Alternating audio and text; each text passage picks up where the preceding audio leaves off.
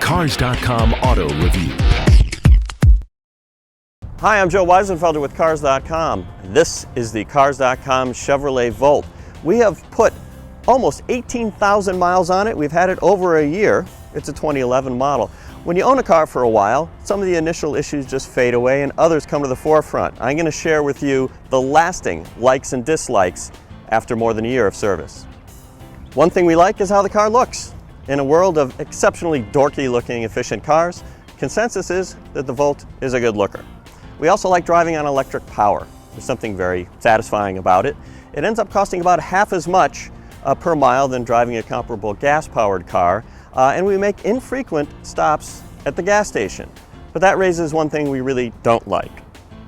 When you go to fill the tank, you're going to open it up and see a little sticker that says 91 octane.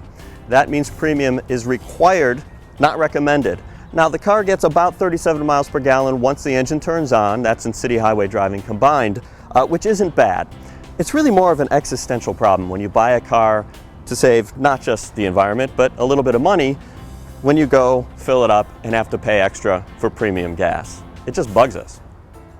One thing we appreciate is how well the Volt predicts its electric range before the gas engine turns on. Our Nissan Leaf is not nearly as good at that. One thing we're not as wild about is the actual range when it gets cold out. It goes down to about 25 miles of range on electric, which would probably happen to any electric car. It brings the range down, but if you're considering buying, you're going to have to think about the reality, especially based on the temperature where you live, not on the advertised 40 miles of range. Another thing, we have one editor who likes the touch-sensitive control panel here. The rest of us would rather have real buttons and not so scattershot in their arrangement. One lingering problem we have is visibility. The roof shoots out pretty far forward, which makes it hard to see traffic signals and street signs for some people. And then the rear view is also not so great. The pillar is quite large. The spoiler splits the rear window, and this bottom one does a really good job of collecting dust and moisture and generally not being a very good rear window. We can't imagine owning this car without the backup camera for parking purposes. The back seat is definitely snug. I have less of an issue with it than some people do. With the driver's seat in my driving position, I find this okay. Greater issue for some is the center console. Whether they're in the front or the rear, they find it restrictive, maybe a little claustrophobic. But there's an even bigger problem with it, and that is when parents go to install child safety seats. You might not realize it when you have a regular bench rear seat. The center position, even if you don't use it, is good spillover space. Child safety seats are even larger than the American babies we put in them. That can restrict them depending on the type of seat and the size. It's definitely a shortcoming. The Volt has been pretty cheap to own.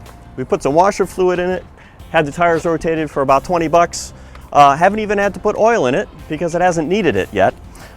We did replace this unit after about 7 months because the cord separated. That was under warranty. Other issues with this home charger is that the cord is so short. It makes you want to plug it into an extension cord or hang it from the cord, two things you're not supposed to do. This is a code issue though, so other EVs have the same general length to their plugs. I wish they would change it. It especially makes an issue if you're in public and the 240 volt pistol grip is being used by someone else. That leaves an outlet and you have to plug in this thing and find a way to hang it, not by the cord. We came up with this, just a way to secure it, hang it, not the best situation.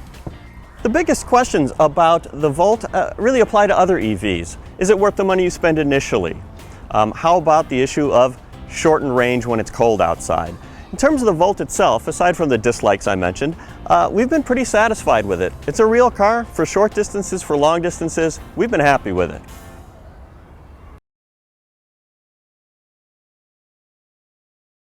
For more car-related news, go to Cars.com or our blog, kickingtires.net.